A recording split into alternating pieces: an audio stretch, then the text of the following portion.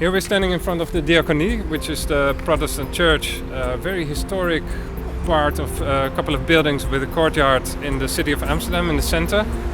And they had a fence to the street, and their complaint was that they didn't attract enough people. So we sat down with them and said, well, what if you just open up the fence and then you get a relation with the street? So just by opening up the fence, we've added a new park to the city of Amsterdam now, and to the street, improving the street as well. The city at eye level is not only about the way it's designed, but also about the partners and the organization.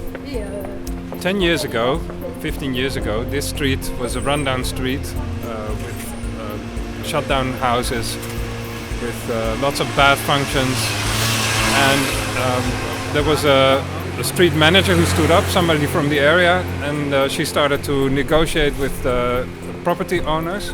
There's lots of separate property owners here, bringing in new functions, bringing in new ideas of better shops, better functions here, better cafes.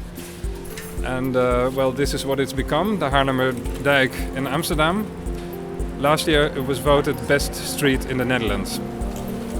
It's a very good example of the city at eye level is something you can work on actively, you can build coalitions for.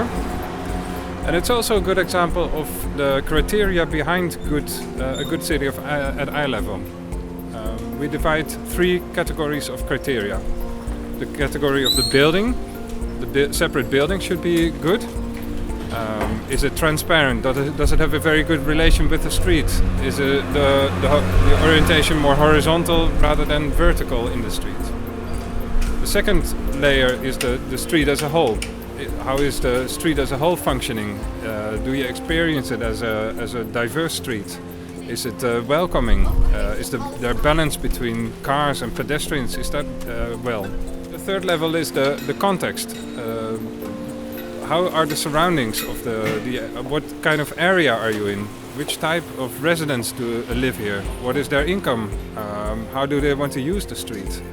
The Haarlemmerdijk is unique because it happens here, and you couldn't just take the recipe of the Haarlemmerdijk and take it elsewhere. So each street is unique.